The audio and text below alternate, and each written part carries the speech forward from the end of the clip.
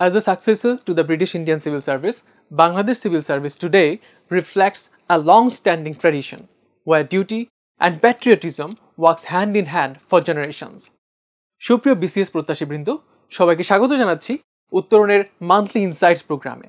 এই প্রোগ্রামে Bangladesh civil service সহ বিভিন্ন চাকরির পরীক্ষার প্রস্তুতি যারা নিচ্ছেন তাদের জন্য গত মাসে ঘটে যাওয়া আন্তর্জাতিক প্রেক্ষাপট সহ দেশের বিভিন্ন এরিনাতে যে ঘটনাগুলো ঘটছে এই সম্পর্কে বিস্তারিত জানার পাশাপাশি আমরা চেষ্টা করব এর ব্যাকগ্রাউন্ডে কি কি ঘটে বা কি কি বিষয় আমাদের জানার প্রয়োজন সেই টপিকগুলো নিয়ে আমরা আইডেন্টিফিকেশনের কাজটা করব।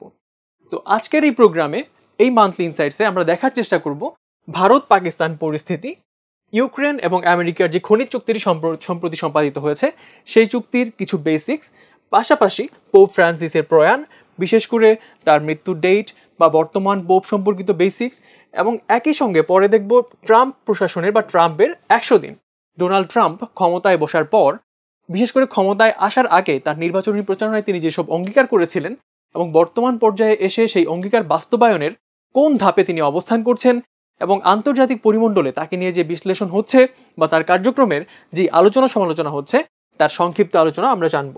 এর পাশাপাশি দেখব বাজেট 2025-26, বিশেষ করে এবারের সম্ভাব্য বাজেট কোন অ্যামাউন্টের হতে যাচ্ছে সে সম্পর্কিত আলোচনা এবং জিআই পণ্য সম্পর্কিত আপডেটস। আর সম্প্রতি আমরা খেয়াল করেছি মানবিক করিডোর, এই করিডোর নিয়ে অনেক আলোচনা সমালোচনা হচ্ছে। আমরা জানার চেষ্টা করব করিডোরের পাশাপাশি ট্রানজিট এবং ট্রান্সশিপমেন্ট এই দুটোর বেসিক কিছু এক্সপ্লেনেশন। এরপর আসবে সিঙ্গাপুরের নির্বাচন, COP30 এবং গুরুত্বপূর্ণ যে দিবসগুলো আন্তর্জাতিকভাবে স্বীকৃত জাতিসংঘ থেকে শুরু করে গ্লোবালি বিভিন্ন প্রমিনেন্ট প্রতিষ্ঠান বিভিন্ন ঘটনা বা বিভিন্ন ইস্যুকে সামনে রেখে যে দিবস পালন করে সেই দিবসগুলো সম্পর্কে জানবো। এর পাশাপাশি ফাইনালি দেখব বিভিন্ন রিপোর্ট এবং সমীক্ষার সাম্প্রতিক আপডেট সমূহ। তো আলোচনা না দীর্ঘায়িত করে আমরা প্রথমেই দেখব ভারত পাকিস্তান পরিস্থিতি। আচ্ছা, ভারত এবং পাকিস্তানের মধ্যে যে লং স্ট্যান্ডিং একটা বৈরী মনোভাব, বিশেষ করে অনেক পুরাতন সময় থেকে বা অনেক আগে থেকে, বিশেষ করে তাদের যে দুটো দেশের মধ্যে যে বিভিন্ন সময় উত্তেজনাটা আমরা খেয়াল করে থাকি তার ব্যাকগ্রাউন্ড যদি আমরা আলোচনা করতে যাই সাম্প্রতিক ঘটনার দিকে একটু আমরা আলোকপাত করব। দেখুন, সম্প্রতি ঘটে যাওয়া ভারতের কেন্দ্রশাসিত যে একটি অঞ্চল জম্মু এবং কাশ্মীর, সেই কেন্দ্রশাসিত অঞ্চলের একটি গ্রাম হচ্ছে পেহেলগাঁও, অনেকেই বলে থাকেন পেহেলগাম। তো আমরা এই পেহেলগাঁওয়ে আসলে সম্প্রতি ঘটে গেছে যে একটি আক্রমণ 22শে এপ্রিলে বিকেলবেলায় একটা হামলা হয়। সেই হামলায় 26 জন মানুষ হচ্ছে সেখানে প্রাণ হারান। এখন ঘটনা হচ্ছে এর ফলশ্রুতিতে বা এর পেছনেও কিন্তু একটা ব্যাকগ্রাউন্ড আছে। 2019 সালে যখন পুলওয়ামাতে হামলা হয়, পুলওয়ামার হামলার পর বর্তমানে এসে যদি আমরা একটা অ্যানালিসিস করি 19-এর পর সবচেয়ে বড় হামলাই হচ্ছে এটা পেহেলগাঁওয়ের যে হামলাটা। তো এই হামলায় 26 জন মানুষ প্রাণ হারিয়েছেন। হামলাটা হয়েছে 22শে এপ্রিল এবং ঘটনাটা ঘটেছে, আমরা রিপিটেডলি যেটা বলছি, জম্মু কাশ্মীরের পেহেলগাঁও অঞ্চলে। তো এখন এই আক্রমণের ফলশ্রুতিতে ভারত আসলে কি করেছে? ভারত তার একটা অপারেশন লঞ্চ করেছে, সেটা হচ্ছে অপারেশন সিঁদুর বা ইংরেজিতে বলছি আমরা অপারেশন সিন্দুর। তো এই অপারেশন সিন্দুর আসলে সেই আক্রমণের ফলশ্রুতিতে ব্যাকগ্রাউন্ডে যে মানুষগুলো মারা গিয়েছিলেন তারা অনেকেই বিধবা হয়েছেন বা তাদের সিঁদুর মুছে গিয়েছে, তারই প্রতিশোধমূলক একটা আক্রমণ হচ্ছে অপারেশন সিন্দুর, সেখান থেকে এই নামকরণটা করা। তো এখন এর ফলশ্রুতিতে আসলে কি ঘটেছে? বলা হচ্ছে ভারত হামলা করতে যেই প্লেনগুলো পাঠিয়েছিল, বিমানগুলো পাঠিয়েছিল, এর মধ্যে 5টি যুদ্ধ বিমান তারা হারিয়েছে এবং একটি ড্রোনকেও ভূপাতিত করার দাবি করেছে পাকিস্তান। এখন প্রশ্ন যেটা হয়, রিসেন্টলি যেহেতু বিভিন্ন ধরনের যুদ্ধ বিমান আলোচনায় এসেছে, বিশেষ করে আমরা যদি একটু দেখি ফ্রান্সের তৈরি যে রাফাল বিমানটা বা রাফাল, প্রশ্ন হতে পারে যে রাফাল এই যে যুদ্ধ বিমানটা এর প্রস্তুতকারক কারা? এর প্রস্তুতকারক হচ্ছে ফ্রান্স। আর একটি রুশ বিমান আছে, প্রশ্ন হতে পারে সুখোই সিরিজের বিমানগুলোর নির্মাতা কোন দেশ? আপনাকে বলতে হবে সুখোই সিরিজের যে যুদ্ধ বিমানগুলো তাদের নির্মাতা হচ্ছে রাশিয়া। ঠিক আছে? তো এর ফলশ্রুতিতে দেখুন পাকিস্তানের যে পাল্টা হামলাটা হয়েছে, এই পাল্টা হামলায় এই অপারেশন সিন্দুরের পর ভারতীয় বাহিনীর একটি ব্রিগেড সদর দপ্তর কিন্তু গুড়িয়ে দেওয়া হয়েছে বলে দাবি করছে পাকিস্তান। তো ভারতের এই অপারেশন সিন্দুর এর রেজাল্টিং এফেক্ট হিসেবে পাকিস্তানও কিন্তু একটি নতুন অপারেশন তারা পরিচালিত করেছে। সেই অপারেশনটির নাম দিয়েছে অপারেশন বুনিয়ানুন মারসুস। আমরা যদি একটু লেখার চেষ্টা করি, বুনিয়ান উন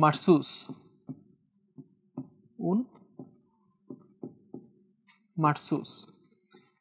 তো ওই দুটো অপারেশন আমাদের একটু ভালো করে আত্মস্থ করার চেষ্টা করতে হবে। বিশেষ করে ভারত পরিচালিত অপারেশনের নাম হচ্ছে অপারেশন সিন্দুর, আর পাকিস্তান পরিচালিত অপারেশনটির নাম হচ্ছে বুনিয়ানুন মারসুস। এই ছিল বর্তমান প্রেক্ষাপট। এখন প্রশ্ন হচ্ছে, এই যে উত্তেজনা দুটো দেশের মধ্যকার, এই উত্তেজনার প্রেক্ষাপট কোথায়? প্রেক্ষাপট লুকিয়ে আছে অনেক পেছনে। বিশেষ করে আমরা জানার চেষ্টা করব প্রথম ভারত পাকিস্তান যুদ্ধ, যেটা 1947 থেকে 48 সাল এই সময়ের পরিক্রমায় সংঘটিত হয়েছে। তারপর আছে দ্বিতীয় ভারত পাকিস্তান যুদ্ধ, যেটি হয়েছিল 1965 সালে। তারপর আছে তৃতীয় ভারত পাকিস্তান যুদ্ধ, যার সঙ্গে আমাদের যে স্বাধীনতা যুদ্ধ বাংলাদেশের, তারও কিছুটা ইন্টারলিঙ্কেজ রয়েছে।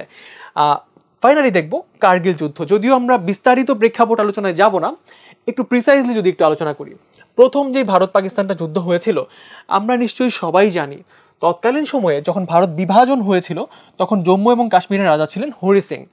তো ফাইনালি যেটা হয়েছিল, পাকিস্তানি অনুপ্রবেশের মুখে ভারতীয় সেনাদের সাহায্য তিনি চেয়েছিলেন।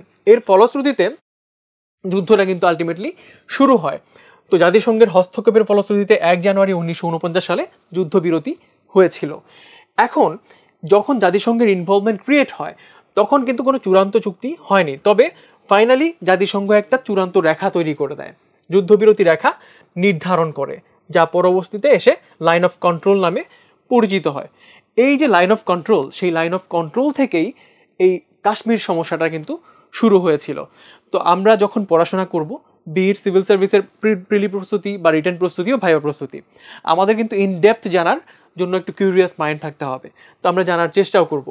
তারপর হচ্ছে দ্বিতীয় ভারত পাকিস্তান যুদ্ধ, যেটা হয়েছিল 1965-তে। দেখুন, পাকিস্তান যে অপারেশন জিব্রাল্টার চালু করে, হ্যাঁ, এর ফলশ্রুতিতে কাশ্মীরে কিন্তু অনুপ্রবেশ হয়, যেটা লোকাল যেই বিদ্রোহটা, সেই বিদ্রোহটাকে বারবার উস্কে দিচ্ছিল।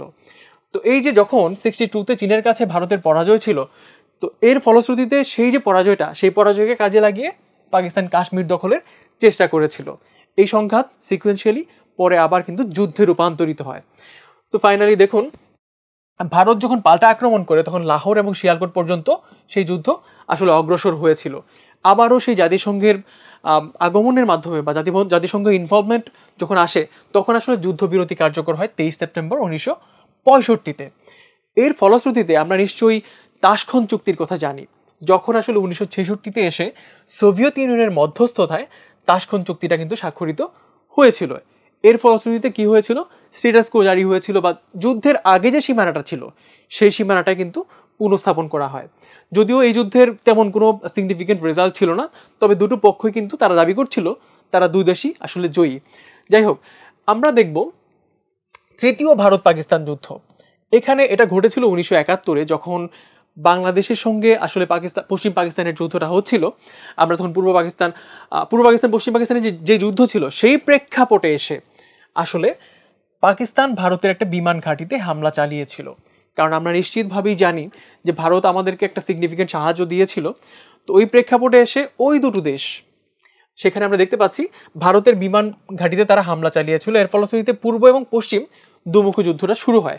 তো এখানে ভারত পাকিস্তান যুদ্ধ একটা ইম্প্যাক্ট রেখেছিল, কিন্তু তার চেয়েও কিছু গুরুত্বপূর্ণ সংঘাত বর্তমান প্রেক্ষাপটে সামনে এসে দাঁড়াচ্ছে। এক হচ্ছে কার্গিল যুদ্ধ, যেটা হয়েছিল 1999-এ। আছে সিয়াচেন সংঘাত, যেটা 48 থেকে শুরু হয়েছে, 1984-তে শুরু হয়েছিল। আছে 2001 থেকে 2-এর মধ্যে একটা অচল অবস্থা সৃষ্টি হয়েছিল। এটা হয়েছিল ভারতীয় সংসদে জঙ্গি হামলার পর, যখন একটা যুদ্ধ পরিস্থিতি সৃষ্টি হয়েছিল। পরবর্তীতে ডিপ্লোম্যাটিক ইনিশিয়েটিভ নেওয়ার ফলে এটা কিন্তু এড়ানো হয়েছিল। আছে উরি এবং সার্জিক্যাল স্ট্রাইক, যেটা সেপ্টেম্বর 2016-তে হয়। এখানে 19 জন ভারতীয় সেনা কিন্তু নিহত হয়েছিলেন। তারপর আছে ভারত পাকিস্তানের যে জঙ্গি ঘাঁটি, সেখানে কিন্তু সার্জিক্যাল স্ট্রাইক হয়েছিল। আছে ফাইনালি আমরা একটু আগে আলোচনা করেছি 2019-এর পুলওয়ামা এবং বালাকোট সংকট। পুলওয়ামাতে হামলার পর যেখানে ভারতীয় 40 জন সেনা নিহত হয়েছিল, ফলশ্রুতিতে ভারতও কিন্তু আক্রমণ করে পাকিস্তানের বালাকোটে। তো এই যে সামগ্রিক প্রেক্ষাপট, এই প্রেক্ষাপটগুলো আমাদের একটু ডিপ অ্যানালিসিস সহ জেনে রাখতে হবে, যাতে করে আপনি যদি সিভিল সার্ভিসের রিটার্ন প্রেক্ষাপটে আপনি কোনো প্রশ্নের উত্তর দিতে চান যে সম্প্রতি ভারত এবং পাকিস্তান এই দুটো দেশের মধ্যে যে উত্তেজনা দেখা যাচ্ছে, এর ঐতিহাসিক প্রেক্ষাপট কি, যদি আপনাকে প্রশ্ন করা হয়, এই প্রশ্নের উত্তরে আপনাকে পয়েন্ট হিসেবে প্রত্যেকটি চুক্তি বা প্রতিটি যুদ্ধ আপনাকে কিন্তু ভালোভাবে বিশ্লেষণ করে ডেটস সহ বা এখানে লসেস কি হয়েছিল, কোন কোন দেশের আসলে অস্ত্রাদি ব্যবহার করা হয়েছে, এই আলোচনা বিশ্লেষণ সহ আপনাকে কিন্তু উত্তরটা করতে হবে উইথ ম্যাপস। তারপর আমরা চলে আসছি এই আলোচনা শেষ পর্যায়ে, মোটামুটি আছে সিন্ধু পানি চুক্তি। সম্প্রতি যখন ভারত পাকিস্তান ইস্যুটা নিয়ে আমরা আলোচনা করছি, তখন সিন্ধু পানি চুক্তিটা কিন্তু আমাদের সামনে চলে আসছে, যেটা হয়েছিল 1960 সালে। দেখুন, সিন্ধু নদীর পানি বন্টন নিয়ে কিন্তু একটা ঐতিহাসিক চুক্তি এটা। এখানে মোট 6টা নদীর পানি বন্টন ইন্টারলিঙ্কড। কি কি? এর মধ্যে আছে পশ্চিমাঞ্চলীয় নদী সিন্ধু, ঝেলাম এবং চেনাব, এই 3টি নদী, এবং পূর্বাঞ্চলীয় নদী আছে রাভি, বিয়াস এবং শতদ্রু। এই যে নদীগুলো নিয়ে, এই নদীগুলোর পানি বন্টন নিয়ে এই চুক্তিটা। তো এই চুক্তি সম্পর্কিত বেসিক্স আমাদের একটু মাথায় রাখতে হবে। তো বিরোধ মেটানোর জন্য ফাইনালি একটা স্থায়ী কমিশন গঠিত হয়েছিল। বাংলাদেশের যেমন আছে জয়েন্ট রিভার কমিশন বা যৌথ নদী কমিশন, ঠিক একই রকমভাবে ভারত এবং পাকিস্তানের যে পানি সংক্রান্ত সংকট বা বিভিন্ন বিরোধ, এই বিরোধ মেটানোর জন্য একটা সিন্ধু পানি কমিশন কিন্তু গঠিত হয়। তারপর তাশখন্দ চুক্তি নিয়ে আমরা কথা বললাম অলরেডি, যেটা ভারত পাকিস্তান যুদ্ধ শেষে হয়েছিল সাবেক সোভিয়েত ইউনিয়ন বা বর্তমান রাশিয়ার ইনভলভমেন্টের মধ্য দিয়ে বা মধ্যস্থতায়। এবং তারপর ফাইনালি আছে 1972 হওয়া সিমলা চুক্তি, যেটা হয়েছিল 2রা জুলাই 1972।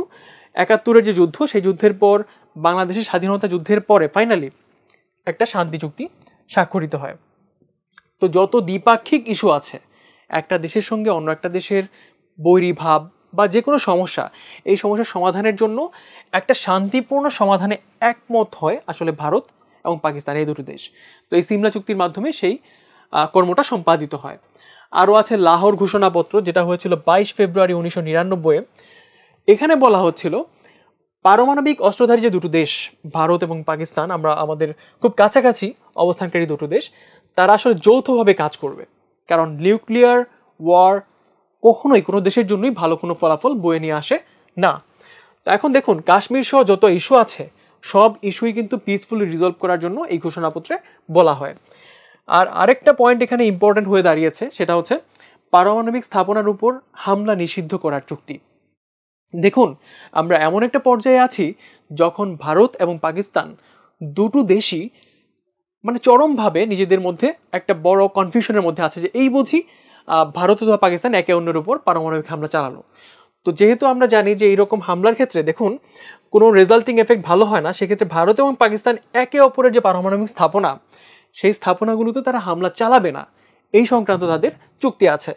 যেখানে আমরা জানবো যে 1991-এর পর থেকে যে চুক্তিটা যখন অ্যাক্টিভেট হয়, তার ফলশ্রুতিতে দুটো দেশের যে পারমাণবিক স্থাপনাগুলো আছে, তাদের লোকেশন বা স্পেসিফিকেশন দিয়ে দুটো কান্ট্রির মধ্যে ডেটা বিনিময় হয়, যাতে করে যদি কোনো আক্রমণও হয় যেন পারমাণবিক স্থাপনাগুলোয় কোনো আক্রমণ না ঘটে, কারণ এর রেজাল্টিং এফেক্ট খুবই খারাপ হয়। এরপর আমরা আসছি যুক্তরাষ্ট্রের যে খনিজ চুক্তিটা, যুক্তরাষ্ট্র এবং ইউক্রেন খনিজ চুক্তি। সম্প্রতি যে যুদ্ধটি চলছে ইউক্রেনে, আমরা জানি ইউক্রেন রাশিয়া যুদ্ধ, এর সঙ্গে ইন্টারলিঙ্কড একটা ইস্যু হচ্ছে যুক্তরাষ্ট্রের একটা বড় সাপোর্ট ছিল বা এখনও আছে ইউক্রেনের কাছে, যারা সমরাস্ত্র থেকে শুরু করে বিভিন্নভাবে অর্থনৈতিক সহায়তা সহ ইউক্রেনকে কিন্তু সাপোর্ট দিয়ে যাচ্ছে। তো what are they getting in return? তো যখন আমরা রিটার্নের প্রশ্নে আসি, তখন চলে আসে যুক্তরাষ্ট্র ইউক্রেন খনিজ চুক্তির কথা। আমরা জানি ইউক্রেন একটা highly rich country, in a sense তাদের যে মিনারেলস আছে বা খনিজ আছে ইউক্রেনে, বিশেষ করে গ্রাফাইট, লিথিয়াম, বিরল খনিজ, এই চমৎকার সব খনিজগুলোর একটা বিশেষ লোকেশন হচ্ছে ইউক্রেন। তো এই ইউক্রেনে যে খনিজগুলো আছে তার উপর একটা নিয়ন্ত্রণ আরোপ করার জন্য যুক্তরাষ্ট্র এবং ইউক্রেন এই চুক্তিটা সম্পাদন করেছে। আমরা যদি স্পেসিফিকেশনগুলো বেসিক্স আগে জানি, চুক্তিটা সম্পাদিত হয়েছে 30 এপ্রিল 2025-এ এবং হয়েছে ওয়াশিংটন যুক্তরাষ্ট্রে। তো কারা কারা স্বাক্ষর করেছেন? যুক্তরাষ্ট্রের পক্ষে স্বাক্ষর করেছেন US treasury secretary Scott Bessent, এবং ইউক্রেনের পক্ষে ছিলেন ভাইস প্রাইম মিনিস্টার ইউলিয়া শাভরিদেঙ্কো। এই দুজন চুক্তিতে স্বাক্ষর করেছেন। তো আমাদের কাছে মাথায় রাখতে হবে ডেটটা, কোন তারিখে চুক্তিটা সম্পাদিত হয় এবং কোন কোন দেশের মধ্যে, এটা তো আমরা অলরেডি জানলাম। আসলে অবজেক্টিভটা কি? যে খনিজ প্রকল্পগুলো আছে ইউক্রেনে, সেই প্রকল্পগুলোতে বিশেষ একটা অগ্রাধিকার, প্রেফারেন্স যুক্তরাষ্ট্র পাবে। সেখান থেকে খনিজ উত্তোলন থেকে শুরু করে সেই খনিজের মাত্রা বিশেষে আসলে ব্যবহার পর্যন্ত তারা সেখানে নিয়ন্ত্রণ আরোপ করতে পারবে। ইউক্রেনের যে পুনর্গঠন, ইউক্রেন এখন একটা যুদ্ধ বিধ্বস্ত দেশ, আমরা সবাই জানি। তো ইউক্রেনকে যদি আমরা রিফর্ম করতে চাই বা তারা রিফর্ম করতে চায়, সেক্ষেত্রে বড় ধরনের সাপোর্ট দেওয়ার অঙ্গীকার করছে যুক্তরাষ্ট্র। তো এই চুক্তির কাঠামোটাও একটু জানবো আমরা। এখানে ঋণ নয়, যৌথ বিনিয়োগ এবং লাভ বন্টন করা হবে। এখন এই যে খনিজ যেই অঞ্চলগুলো আছে যেখান থেকে খনিজ উত্তোলন করা হবে, সেখানে ইনভেস্টমেন্টের পর সেখান থেকে যে লাভটা আসবে সেটাও তারা নিজেরা বন্টন করে নেবে। এবং একই সঙ্গে যেহেতু একটা জয়েন্ট ইনভেস্টমেন্ট হতে যাচ্ছে, ফলশ্রুতিতে যখন যুদ্ধ যদি শেষও হয়, আবার যখন রিস্ট্রাকচার করতে হবে দেশটাকে, তখন ইউএসের একটা সাপোর্টের প্লেজ বা অঙ্গীকার তারা এখানে করছে। তো এখন জানবো অ্যাকচুয়ালি এই খনিজ চুক্তির সম্ভাবনা কোথায় বা লিমিটেশনসগুলো কি, সেটাও আমরা জানবো। এখন কি কি পাওয়া যাবে আসলে গুরুত্বপূর্ণ খনিজের মধ্যে আমরা জানি বিরল খনিজের পাশাপাশি আছে লিথিয়াম, গ্রাফাইট, টাইটানিয়াম, ইউরেনিয়াম। এগুলো কিন্তু হাইলি রিচ মিনারেলস, বৈশ্বিক বাজারেও এর দাম কিন্তু চড়া। তো এই যে খনিজগুলো তারা এখান থেকে উত্তোলন করতে পারবে। 40% মজুদ রাশিয়া অধিকৃত এলাকার মধ্যে আছে। এখন বর্তমানে আমরা জানি ইউক্রেন রাশিয়ার যে যুদ্ধটা চলছে, রাশিয়া অধিকৃত অঞ্চলের মধ্যে যেহেতু এইসব এলাকা বা এইসব খনিজ পাওয়া যাচ্ছে, তার মানে অবশ্যই যুক্তরাষ্ট্র চাইবে ওই অঞ্চলগুলোতেও তাদের কঠোর নিয়ন্ত্রণ আরোপ করতে। এই প্রেক্ষাপটে এসেই চুক্তিটা কিন্তু গুরুত্বপূর্ণ হয়ে দাঁড়ায়। যদি আমরা একটু জানতে চাই যে ভূরাজনৈতিক গুরুত্বটা আসলে কোথায়, দেখুন চীন এবং রাশিয়ার যে বিকল্প খনিজের একটা উৎস হতে পারে ইউক্রেন, এটা কিন্তু এই চুক্তির মাধ্যমে আইডেন্টিফাইড হয়েছে। আবার আছে সবুজ বা গ্রিন যে ফিউয়েল, যেটার জন্য জলবায়ু পরিবর্তনের প্রেক্ষাপটে আমরা প্রতিনিয়তই চাচ্ছি সবুজ জ্বালানির দিকে অগ্রসর হতে, বা রিনিউয়েবল জ্বালানি, যেটা পুনর্ব্যবহারযোগ্য, পুনরুৎপাদনযোগ্য, সেই জ্বালানির একটা প্রয়োজন মেটাতে পারে এই চুক্তি। আবার সামরিক প্রযুক্তিতে খনিজ প্রয়োজন হলে সেখান থেকেও কিন্তু তারা এটা ব্যবহার করতে পারবে। আছে যুক্তরাষ্ট্রের সরবরাহ নিরাপত্তা নিশ্চিতের কৌশল, সাপ্লাই চেনটা যুক্তরাষ্ট্র তার বিভিন্ন কার্যক্রম বা বিভিন্ন উৎপাদন প্রক্রিয়া চলমান রাখার জন্য তাদের যে সাপ্লাই চেইন, এই চেইনটা যেন আনইন্টারাপ্টেড থাকে, কোনোভাবেই বিঘ্ন না ঘটে এই সাপ্লাইয়ে, সেটা নিশ্চিত করার জন্য এই চুক্তিটা কাজ করবে। তো এখানে কি কি সতর্ক থাকতে হবে, দেখুন প্রকল্পে ফল পেতে সময় লাগবে 5 থেকে 15 বছর। এবং ইউক্রেন যদি তাদের নিজ দেশে নিজেরা এখান থেকে উৎপাদন করতে চায়, তাদের সেই লজিস্টিক্স বা ম্যান পাওয়ার কিন্তু নেই। সেক্ষেত্রে 100% ডিপেন্ডেন্ট হতে হবে ইউএসের উপর। এটা তাদের জন্য একটা লিমিটেশন। এরপর দেখব জাতিসংঘের শান্তিরক্ষা মিশন, সেই মিশন এবং বাংলাদেশ প্রসঙ্গ। বরাবরই এই টপিকটা সিভিল সার্ভিসের প্রিলি এমনকি রিটেন বা ভাইবা প্রতিটি পার্টির জন্যই ইম্পর্টেন্ট হয়ে দাঁড়ায়। তো এখন আমরা জানবো, দেখুন বর্তমানে যে অপারেশন আছে জাতিসংঘের শান্তিরক্ষী মিশনের, এর মধ্যে 11টি মিশন আছে, এর 10টিতেই বাংলাদেশ কিন্তু শান্তিরক্ষী প্রেরণ করেছে। এখন মোট কতজন আছে আমাদের শান্তিরক্ষী? 5,677 জন, যারা 2025 পর্যন্ত সবচেয়ে আপডেটেড তথ্য, এখনো পর্যন্ত 5,677 জন শান্তিরক্ষী বিভিন্ন দেশে আসলে নিয়োজিত আছেন। তো বাংলাদেশের শীর্ষ 3 শান্তিরক্ষী প্রেরণকারী দেশের মধ্যে একটা। তো মোটা দাগে বিশ্বের অনেকগুলো দেশই আসলে শান্তিরক্ষী বাহিনীতে তাদের সেনা সদস্যদেরকে বা বিভিন্ন সার্ভিসের লোকদেরকে পাঠিয়ে থাকে। তো যদি একটু প্রেক্ষাপট জানার চেষ্টা করি, প্রথম যে শান্তিরক্ষী মিশনটা পাঠানো হয় সেটা হচ্ছে ইউএনটিএসও, যেটা 1948 সালে প্রেরণ করা হয় মধ্যপ্রাচ্যে। ইসরায়েল বা তার যে নেইবারিং কান্ট্রিগুলো আছে সেই প্রেক্ষাপটে কিন্তু ইউএনটিএসওটা প্রেরণ করা হয়। এটা একটা পর্যবেক্ষণ মিশন ছিল। এরপর বাংলাদেশের জন্য প্রথম মিশন ছিল ইউনিমগ। এখানে ইউনিমগ মিশন, এটাও একটা অবজারভেশন মিশন, যেটা 1988 সালে আসলে প্রেরণ করা হয়েছিল। এরপর দেখবো আমরা বাংলাদেশের চতুর্থ আন্তর্জাতিক বিমানবন্দর কক্সবাজার। তো এই কক্সবাজার বিমানবন্দরের পাশাপাশি দেখুন যাত্রা শুরু হচ্ছে জুলাই 2025-এ। এখন বর্তমানে আমাদের কোন কোন আন্তর্জাতিক বিমানবন্দর আছে? এর মধ্যে আছে হযরত শাহজালাল আন্তর্জাতিক বিমানবন্দর, আছে শাহ আমানত চট্টগ্রামে, আছে ওসমানী বিমানবন্দর যেটা সিলেটে। এখন অ্যাড হলো আমাদের কক্সবাজার। স্পেশালিটি কোথায়? স্পেশালিটি রানওয়ের দৈর্ঘ্য কখনোই প্রশ্ন আসবে না, বাট জেনে রাখার জন্য ভালো, এটা হবে বাংলাদেশের সবচেয়ে বড় রানওয়ে। এখন যদি প্রশ্ন হয় সবচেয়ে বড় রানওয়ের বিমানবন্দর কোনটা, সিম্পলি আপনার অ্যান্সার হবে কক্সবাজার বিমানবন্দর। এরপর আমরা দেখব গ্লোবালি রিনাউন্ড কিছু পুরস্কারের মধ্যে অত্যন্ত গুরুত্বপূর্ণ একটি পুরস্কার হচ্ছে পুলিৎজার পুরস্কার। তো পুলিৎজার পুরস্কার 2025 কারা কারা পেলেন, কোন প্রেক্ষাপটে পেলেন, এই বেসিক্সগুলো আমরা একটু দেখে নেব এক পলকে। আচ্ছা, পুলিৎজার পুরস্কার এটা কোথা থেকে আসলো, আসলে অরিজিনেট করেছে কিভাবে? জোসেফ পুলিৎজার তিনি উইল করেছিলেন, তার যেই উইল, সেই উইলের মানিটাই আসলে বা টাকাটাই আসলে এই প্রাইজ মানি হিসেবে প্রদান করা হয়। তো দেখুন কোথায় কোথায় প্রদান করা হয়, সাংবাদিকতার ক্ষেত্রে, সাহিত্যে এবং শিল্পে এখানে একটা বড় স্বীকৃতির জায়গা হচ্ছে এই প্রাইজের ক্ষেত্রে। আচ্ছা, মোট বিভাগ কয়টি? 23টি বিভাগে আসলে পুলিৎজার পুরস্কার প্রদান করা হয়। আর ক্ষেত্রটা আমরা অলরেডি আইডেন্টিফাই করেছি।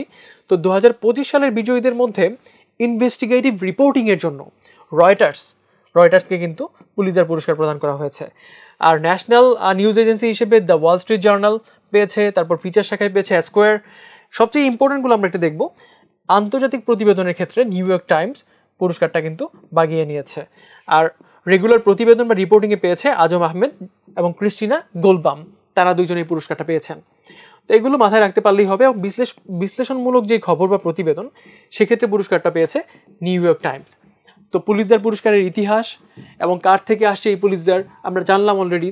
জোসেফ পুলিৎজার, তার নাম থেকে আসছে এই পুলিৎজার পুরস্কার, এবং ক্ষেত্রটা কি আমাদের কিন্তু মাথায় রাখতে হবে। এবারে আসবো প্রেসিডেন্ট ট্রাম্পের 100 দিন। তো প্রেসিডেন্ট ট্রাম্পের 100 দিন পূরণ হওয়ার পর একটা পত্রিকা নিউজ করেছে 100 days with 100 hoaxes। যদিও ইন্টারেস্টিং ফ্যাক্ট যে 100 দিনে 100 মিথ্যার যে ফুলঝুরি, সেই ফুলঝুরি নিয়ে তার ট্রাম্পের যে শাসনকাল 100 দিন, এটা নিয়ে রিপোর্টিং হয়েছে। ইন্টারেস্টিং ফ্যাক্ট হিসেবে এটা আপনাদের জেনে রাখা উচিত। এখন 24-এ যখন প্রেসিডেন্ট নির্বাচন হয়েছিল, এটাও কিন্তু ইম্পর্টেন্ট হয়ে দাঁড়াতে পারে বর্তমান প্রেক্ষাপটে। কারণ ট্রাম্পের যে শুল্ক নীতি, রেসিপ্রোকাল ট্যারিফ যেটাকে আমরা বলছি, অথবা খনিজ চুক্তি ইউক্রেনের সঙ্গে, বা বিভিন্ন কারণে ট্রাম্পের স্টেটমেন্ট বা কমেন্টস বিভিন্নভাবেই তাকে বিভিন্ন পত্রিকার শিরোনামে নিয়ে আসে। তো এই ব্যক্তির শাসনকাল বা ইউএসের প্রেসিডেন্ট নির্বাচন বরাবরই বিভিন্ন ক্ষেত্রে চাকুরির প্রস্তুতির জন্য ইম্পর্টেন্ট। তো নির্বাচনটা, সর্বশেষ নির্বাচন হয়েছিল 5 নভেম্বর 2024, এবং তিনি হচ্ছেন 47তম প্রেসিডেন্ট যুক্তরাষ্ট্রের ইতিহাসে। তিনি ইলেকট্রাল ভোট পেয়েছিলেন 312টি। এই কয়েকটা পয়েন্ট মাথায় রাখতে পারলেই হবে। তো বর্তমানে কি ঘটছে এখনকার প্রেক্ষাপটে আমরা রিসেন্টলি দেখেছি, তিনি বাণিজ্য এবং শুল্ক নীতির ক্ষেত্রে সার্বজনীন আমদানি শুল্ক করেছেন 10%, এবং চীন থেকে আমদানিতে শুল্ক 125%। মানে বৈশ্বিক বাণিজ্য ব্যবস্থায় বিশেষ করে চীনের যে ভূমিকা বা যুক্তরাষ্ট্রের যে ভূমিকা, বা তারা রিসিপ্রোকাল ট্যারিফ আরোপ করার ফলশ্রুতিতে বিশ্ব বাণিজ্যে কী ইম্প্যাক্ট পড়বে, এটা নিয়ে বিভিন্ন রিপোর্টিং বা বিভিন্ন ধরনের প্রশ্ন কিন্তু রিটেন পরীক্ষায় আসতে পারে। তো ট্রাম্পের শাসনকালে রেসিপ্রোকাল ট্যারিফ নিয়ে যে ডেটাগুলো আছে, এগুলো আপনাদের লিখিত পরীক্ষার জন্য একটা বড় ডেটার সোর্স হতে পারে। দেখুন, কানাডার যে জ্বালানি পণ্য, সেক্ষেত্রে শুল্ক আরোপ করা হয়েছে 10%, বিদেশি চলচ্চিত্রে শুল্ক আরোপ করা হয়েছে 100% বা 100%। এখন মোট তিনি অনেকগুলো নির্বাহী আদেশ দিয়েছেন। এর মধ্যে অভিবাসন নীতি পরিবর্তন, ট্রাম্প ক্ষমতায় আসলেই যুক্তরাষ্ট্রে যারা অভিবাসী হয়েছেন বা বিভিন্ন দেশ থেকে মাইগ্রেট করে যুক্তরাষ্ট্রে গিয়েছেন, তাদের জন্য আতঙ্কের কারণ হয়ে দাঁড়ায়। অনেকেই ভাবেন তারা কোনোভাবেই গ্রিন কার্ড পাবেন না, বা হচ্ছে ট্রাম্প বিভিন্নভাবে তাদেরকে দেশ থেকে বিতাড়িত করবেন। তো এই ইস্যুগুলোতে তিনি কিন্তু অনেকগুলো ইনিশিয়েটিভ নিয়েছেন, যার আসলে স্টাডিটা আমাদের করা প্রয়োজন, বিশেষ করে সিভিল সার্ভিস সহ অন্যান্য চাকরি পরীক্ষার রিটেন প্রস্তুতি যারা নিচ্ছেন তাদের জন্য। জলবায়ু চুক্তি থেকে তিনি প্রত্যাহার করেছেন, শিক্ষা বিভাগ বিলুপ্তি করেছেন, বৈচিত্র্য ও অন্তর্ভুক্তি কর্মসূচি বাতিল করেছেন, এবং আন্তর্জাতিক সংস্থা থেকে প্রত্যাহার করেছেন। বিশেষ করে আমরা দেখব বৈদেশিক নীতির ক্ষেত্রে যুদ্ধবিরতির ঘোষণা হয়েছে ইয়েমেনের সাথে হুথি বিদ্রোহীদের। আর ইউক্রেনকে সামরিক সহায়তা স্থগিত করার পরবর্তীতে যখন আমরা দেখলাম জ্বালানি চুক্তি হয়েছে, এখানে কিন্তু একটা সাহায্য বা সহায়তার একটা কন্টিনিউয়েশন আমরা কিন্তু দেখতে পাবো। তারপর আছে আন্তর্জাতিক অপরাধ আদালতের উপর নিষেধাজ্ঞা আরোপ, আছে বিশ্ব স্বাস্থ্য সংস্থা থেকে প্রত্যাহার। অনেক ইনিশিয়েটিভ কিন্তু তিনি গ্রহণ করেছেন। ভৌগোলিক নির্দেশক পণ্য বা জিআই পণ্য, তো জিআই পণ্যের সাম্প্রতিক প্রেক্ষাপটে আমরা দেখেছি নতুন করে কিছু পণ্য আসলে সর্বশেষ 2টি পণ্য জিআই পণ্যের স্বীকৃতি পেয়েছে। একটি হচ্ছে ঢাকাই ফুটি কার্পাস তুলার বীজ এবং গাছ। তো ভৌগোলিক যে নির্দেশক পণ্য, সেই পণ্যের জার্নালে এটার অবস্থান হচ্ছে 55। এখন প্রশ্ন হচ্ছে জিআই পণ্য প্রথম কোনটা? জার্নাল 1-এ আছে আমাদের জামদানি শাড়ি, জার্নাল 2-তে আছে বাংলাদেশের যে ইলিশ। এই 2টি পণ্য। তো যখন কোনো ইস্যু নিয়ে আমরা জানবো, তার ব্যাকগ্রাউন্ডের যে প্রতিষ্ঠান সেটা সম্পর্কে একটু জানার চেষ্টা করবো আমরা। আছে বাংলাদেশের প্যাটেন্ট, ডিজাইন এবং ট্রেডমার্ক অধিদপ্তর, ডিপিডিটি, যারা মূলত দেখা যায় অধিকাংশ ক্ষেত্রেই জিআই পণ্যের অ্যাপ্লিকেশনটা করে, বা ক্ষেত্র বিশেষে আমরা এটাও দেখেছি সংশ্লিষ্ট যে জেলা, সেই জেলাও কিন্তু জিআই পণ্যের স্বীকৃতির জন্য জেলা প্রশাসনের তরফ থেকে আসলে আবেদনটা করে থাকে। তো আমরা একটু এটা মাথায় রাখবো। এখন পর্যন্ত মোট সনদপ্রাপ্ত পণ্য হচ্ছে 55টি। এই ডেটাটুকু আমাদের প্রিলির জন্য মনে রাখতে হবে। পোপ সম্প্রতি আমরা দেখলাম পোপের মহাপ্রয়াণ হয়েছে। তিনি এই প্রেক্ষাপটে এসে আসলে পোপের যে জন্ম এবং তার আত্মজীবনী, তার বেসিক্স, এবং সম্প্রতি নতুন করে যিনি পোপ নির্বাচিত হয়েছেন যুক্তরাষ্ট্র থেকে, লিও দ্য 14th, তিনি পোপ হয়েছেন, তার বেসিক্সও আমরা একটু জানবো। আমরা প্রথমে দেখি যিনি যার মহাপ্রয়াণ হয়েছে, পোপ ফ্রান্সিস। তিনি 1936-এ জন্মগ্রহণ করেছিলেন আর্জেন্টিনার বুয়েনোস আয়ার্সে। এবং তার পুরো নাম জানার আসলে তেমন কোনো প্রয়োজন নাই, বাট স্টিল জর্জ মারিও বারগোগ্লিও তার হচ্ছে পুরো নাম, এতটুকু আমরা মাথায় রাখবো। এবং তার শেষকৃত্য হয়েছে, তিনি মারা গিয়েছেন 88 বছর বয়সে 21শে এপ্রিল 2025। এই ডেটটা কিন্তু সিগনিফিক্যান্ট, এইটা বিভিন্ন পরীক্ষায় চলে আসার সম্ভাবনা আছে। শেষকৃত্য হয়েছে 26শে এপ্রিল ভ্যাটিকানের সেন্ট পিটার স্কোয়ারে, এবং সেখানে কিন্তু অনেক ব্যক্তি তারা আসলে অংশগ্রহণ করেছিলেন। বাংলাদেশ থেকে আমাদের অন্তর্বর্তীকালীন সরকারের প্রধান উপদেষ্টা সহ আরও অনেকেই কিন্তু সেখানে অংশগ্রহণ করেছেন। তো পোপের যে নির্বাচন প্রক্রিয়াটা সেটা কিভাবে হয় আপনাদেরকে জানিয়ে রাখি যে সারা বিশ্ব জুড়ে খ্রিস্টান ধর্মে যারা বিলিভার আছেন সেই সব দেশগুলোর মোট 70টি দেশ থেকে কার্ডিনালরা এসে আসলে পোপের নির্বাচন প্রক্রিয়াটা সম্পন্ন করে থাকেন। তো এবার আমরা দেখব ইউএনএসকে এর রিসেন্টলি কিছু সদস্যপদ পেয়েছে কিছু অর্গানাইজেশন।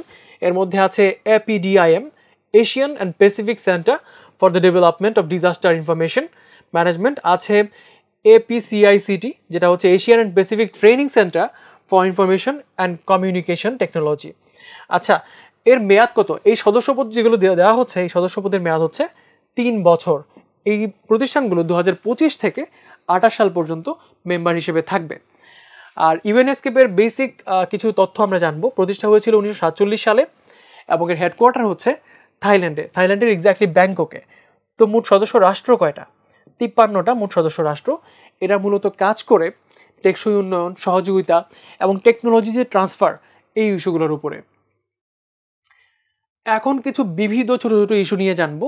এর মধ্যে আছে রিসেন্টলি বাংলাদেশের যে অন্তর্বর্তীকালীন সরকার, তারা একটা অধিদপ্তর গঠন করেছে, সেটা হচ্ছে জুলাই গণ অভ্যুত্থান অধিদপ্তর। তো এটা কোন মন্ত্রণালয়ের অধীনে থাকবে? এটা হচ্ছে মুক্তিযুদ্ধ বিষয়ক মন্ত্রণালয়ের অধীনে। প্রতিষ্ঠা হয়েছে 23শে এপ্রিল 2025-এ। এর পাশাপাশি কিছু ছোট ছোট বিষয় আছে মাতারবাড়ি গভীর সমুদ্র বন্দর, যেটার অবস্থান আমরা জানি কক্সবাজার এলাকায়, অর্থায়ন করেছে জাইকা। এবং এখানে 1 লাখ টন ক্ষমতার জাহাজ কিন্তু আসলে আসতে পারবে। 16 মিটার ড্রাফটের যে গভীরতার যে জাহাজগুলো আছে, সেই জাহাজগুলো সেখানে অবস্থান করতে পারবে। আছে young diplomat of the year পুরস্কার, যেটা পেয়েছেন সোনিয়া মুন্নি। তিনি আসলে লন্ডনে বাংলাদেশের হাই কমিশনের ফার্স্ট সেক্রেটারি হিসেবে কর্মরত আছেন। এরপর দেখব বাজেট সম্পর্কিত কিছু বেসিক্স। সাধারণত দেখুন, বাজেট কিন্তু ঘোষণা হয় জুন মাসের বৃহস্পতিবারে, তবে এবার ঘোষণা করা হয়েছে বাজেট ঘোষণা হবে 2রা জুন 2025-এ। একটু ব্যতিক্রম হবে। আর সম্ভাব্য একটা আকার নিয়ে কথা হচ্ছে, সেটা হচ্ছে 7,90,000 কোটি টাকার বাজেট এবার ঘোষিত হতে যাচ্ছে। এটা কিন্তু একটা সম্ভাব্য ডেটা, তারপরও আমরা চোখ কান খোলা রাখবো যেন আসলে প্রিসাইজ যে ডেটাগুলো সেগুলো আমরা আমাদের মাথায় রাখতে পারি। এবারে দেখব বে টার্মিনাল নির্মাণ প্রকল্প, যেটা চট্টগ্রাম বন্দরে। এখন উদ্দেশ্য হচ্ছে চট্টগ্রাম বন্দরের সক্ষমতা বা ক্যাপাসিটিটা আসলে বিল্ড আপ করা। চট্টগ্রাম বন্দর কর্তৃপক্ষ এই কাজটা করছে, অর্থায়ন করছে ওয়ার্ল্ড ব্যাংক। টাইম সাময়িকী সম্প্রতি তাদের বিশ্বের ক্ষমতাধর যে ব্যক্তি আছে তাদের 100 জনের একটা তালিকা প্রকাশ করেছে। এই তালিকায় স্থান পেয়েছেন বাংলাদেশের বর্তমান অন্তর্বর্তীকালীন সরকারের প্রধান উপদেষ্টা ডক্টর মোহাম্মদ ইউনূস। তো এখন প্রশ্ন হতে পারে, টাইম 100 এই যে তালিকাটা, এই তালিকায় কোন ক্যাটাগরিতে তিনি পুরস্কারটা পেয়েছেন? সেটা হচ্ছে নেতা বা নেতৃত্বের জায়গায়, বা ওই যে ক্যাটাগরিটা লিডার, সেই ক্যাটাগরিতে ডক্টর মোহাম্মদ ইউনূস এই পুরস্কারটা পেয়েছেন। আরও কিছু ইস্যু আছে, এর মধ্যে অন্যতম হচ্ছে বৃধান 107, যেটা রিসেন্টলি আসলে আলোচনায় এসেছে। এটা হচ্ছে বোরো মৌসুমে একটা উচ্চ ফলনশীল ধানের জাত। তো এই জাতের মধ্যে আসলে কি আপনি যদি প্রোটিন দেখেন, 10.2% প্রোটিন পাওয়া যাবে এই ধানে, অ্যামাইলেজ 29%, যদিও এগুলো খুব বেশি ইম্পর্টেন্ট না, বাট বৃধান 107 এটা কিন্তু ইম্পর্টেন্ট হয়ে যাবে। এখন এই ধান নিয়ে আমাদের কিছু বেসিক্স জেনে রাখাটা উচিত হবে। তারপর চলে আসবে সিঙ্গাপুরের যে পার্লামেন্ট নির্বাচন।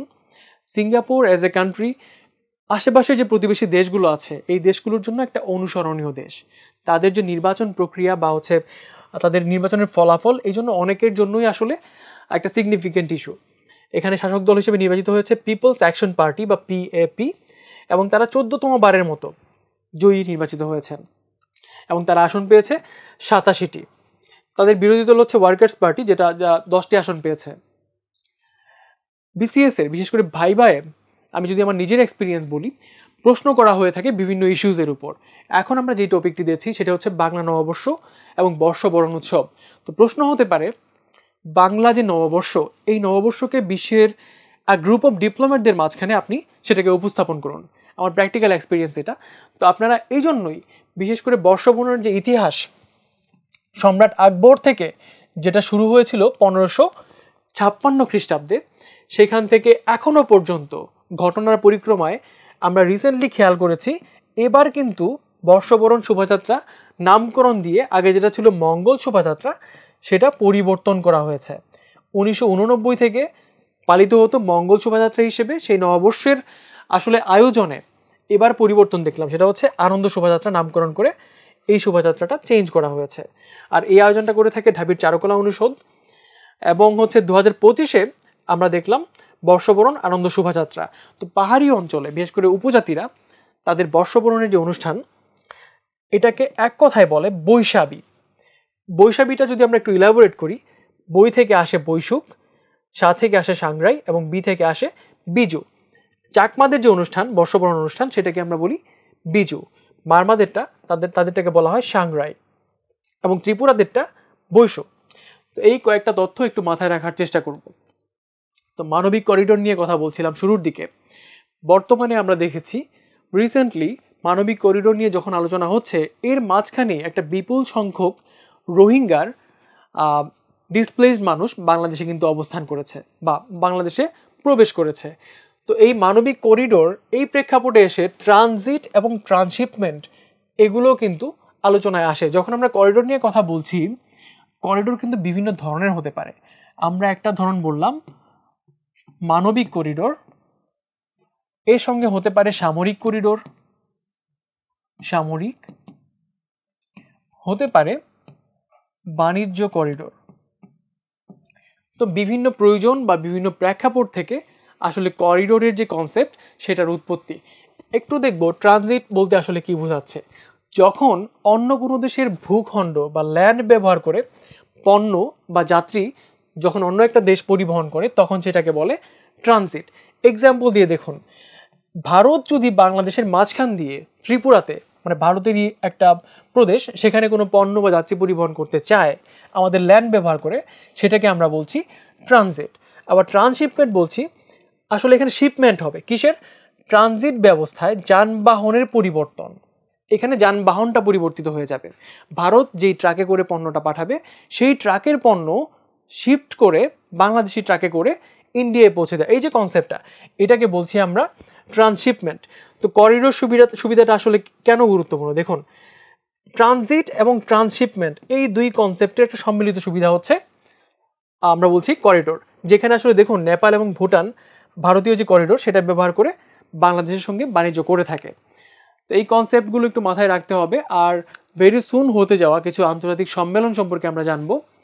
G7 শীর্ষ সম্মেলন, যেটা হতে যাচ্ছে 51তম সম্মেলন। এর সময়কাল হচ্ছে 15 থেকে 17 জুন 2025। তো শীঘ্রই অনুষ্ঠিত হতে যাওয়া যে চাকরির পরীক্ষাগুলো আছে, ব্যাংক থেকে শুরু করে অন্যান্য চাকরির পরীক্ষা, এগুলোর জন্য এই তথ্যটা বেশ ইম্পর্ট্যান্ট। আর G7 সামিটটা হবে অ্যালবার্টা, কানাডাতে। তারপর আছে ব্রিক্স সম্মেলন, যেটা 17তম সম্মেলন, সেটা হবে 6 থেকে 7 জুলাই 2025-এ, আর অনুষ্ঠিত হবে ব্রাজিলের রিও ডি জেনিরোতে। তারপর আছে COP30 সম্মেলন, যেটার আয়োজন হচ্ছে 30তম আয়োজন, অনুষ্ঠিত হবে 10 থেকে 21 নভেম্বর 2025-এ এবং অনুষ্ঠিত হবে ব্রাজিলের বেলেম শহরে। তো এই স্লাইডটা চাকরি প্রস্তুতি যারা নিচ্ছেন তাদের জন্য বর্তমান প্রেক্ষাপটে অনেক বেশি গুরুত্বপূর্ণ। চেষ্টা করবেন নোট ডাউন করে একটু মাথায় রাখতে। এবারে দেখব বৈশ্বিকভাবে বিভিন্ন সূচক এবং রিপোর্টের কিছু ফলাফল। IMF এর যে AI সূচকটি আছে, এই সূচকে আমরা দেখতে পাচ্ছি, আচ্ছা এটা পাবলিশ করছে কারা? WTO, world trade organisation. এখানে বলছে রপ্তানিতে শীর্ষ দেশ হচ্ছে চীন এবং আমদানিতে হচ্ছে যুক্তরাষ্ট্র। এখানে 5টা দেশই গুরুত্বপূর্ণ। রপ্তানিতে দ্বিতীয় আছে যুক্তরাষ্ট্র, তৃতীয় আছে জার্মানি, 4-এ আছে নেদারল্যান্ড, 5-এ আছে জাপান। আবার আমদানিতে দেখতে পাচ্ছি দ্বিতীয়তে আছে চীন, তৃতীয়তে জার্মানি, 4-এ নেদারল্যান্ড এবং 5-এ আছে জাপান। বিশ্বের শীর্ষ ধনীর তালিকাও আপডেটেড হয়েছে। এর মধ্যে এখন প্রথম অবস্থায় আছেন ইলন মাস্ক, যিনি স্পেসএক্স এবং টেসলার প্রতিষ্ঠাতা। আছেন মার্ক জাকারবার্গ, যিনি ফেসবুকের সহ-প্রতিষ্ঠাতা। আছেন অ্যামাজনের যে প্রতিষ্ঠাতা জেফ বেজোস। আছেন ল্যারি অ্যালিসন, যিনি ওরাকল সহ কিছু প্রতিষ্ঠানের নির্বাহী চেয়ারম্যান। আছেন বার্নার্ড আর্নল্ড এবং তার পরিবার, যেটা আসলে LVMH এর চেয়ারম্যান। তো এই ডেটার মধ্যে আপনার 1 নম্বর যে তথ্যটা আছে, এটা একটু মাথায় রাখার চেষ্টা করতে হবে। তো IMF এর যে সুযোগটা, এর ভিত্তিটা আসলে একটু রিটেন পরীক্ষার্থী যারা আছেন তাদের জন্য ইম্পর্টেন্ট। ডিজিটাল ইনফ্রাস্ট্রাকচারের পাশাপাশি মানব পুঁজি বা শ্রম নীতি নিয়ে এরা কাজ করে। দিবস, বিভিন্ন চাকরির পরীক্ষায় আমরা দেখব যে মাসে পরীক্ষাটা হয়ে থাকে সেই মাসে আসলে কি কি ডেটস ইম্পর্টেন্ট সেটা আপনার প্রাইমারিলি জেনে তারপর পরীক্ষার হলে যাওয়া উচিত। তো আপনাদের সুবিধার জন্য গুরুত্বপূর্ণ কিছু নির্বাচিত দিবস নিয়ে আমরা কথা বলবো। এই 1 মেতে আমরা দেখলাম আন্তর্জাতিক শ্রমিক দিবস পালিত হয়, ইন্টারন্যাশনালি এটা পালিত হয়ে আসে। তো 1 মে হচ্ছে আন্তর্জাতিক শ্রমিক দিবস, আর 3রা মে হচ্ছে বিশ্ব প্রেস স্বাধীনতা দিবস। 8ই মে হচ্ছে বিশ্ব রেড ক্রস দিবস এবং আন্তর্জাতিক জীববৈচিত্র্য দিবস হচ্ছে 22শে মে। 22শে মে আছে বিশ্ব তামাক মুক্ত দিবস 31শে মে। এবং এপ্রিল মাসে কিছু গুরুত্বপূর্ণ দিবসের মধ্যে হচ্ছে বিশ্ব স্বাস্থ্য দিবস, যেটা 7ই এপ্রিল পালিত হয়, এবং আমাদের ক্ষুদ্র জাতিসত্তা দিবস হচ্ছে 14ই এপ্রিল। বিশ্ব ধরিত্রী দিবস বা আর্থ ডে, যেটা পালিত হয় 22শে এপ্রিলে। আছে বিশ্ব বই এবং কপিরাইট দিবস 23শে এপ্রিল এবং বিশ্ব মেধাস্বত্ব দিবস হচ্ছে 26শে এপ্রিল। তো এই তথ্যগুলোর মধ্যে সবগুলো সমানভাবে গুরুত্বপূর্ণ না, তারপরও চেষ্টা করব যে মাসের যে দিবসগুলো আছে এগুলো একটু ভালোভাবেই মাথায় রাখার। তো সিভিল সার্ভিস হোক বা বিভিন্ন চাকরি যেগুলো হচ্ছে সরকারি অন্যান্য যে চাকরির পরীক্ষাগুলো আছে, ব্যাংক থেকে শুরু করে অন্যান্য প্রতিষ্ঠানের প্রত্যেকটা চাকরির পরীক্ষায় মাসে ঘটে যাওয়া যে ঘটনাগুলো, সেই ঘটনাগুলোর একটা সামারি আপনার মাথায় কিন্তু সবসময় ধারণ করতে হবে। এর মাধ্যমে আপনি চাকরির প্রিলি, রিটেন এবং ভাইবা প্রতিটি ধাপে স্বতঃস্ফূর্ততার সঙ্গে আপনি উঠে যেতে পারবেন। তো আশা করছি আমাদের এই প্রোগ্রামটি আপনাদের কাজে লাগবে। সবার জন্য অনেক শুভকামনা থাকলো এবং এরই মধ্য দিয়ে আজকের সেশনটি এখানেই শেষ করছি। ভালো থাকবেন সবাই। আসসালামু আলাইকুম।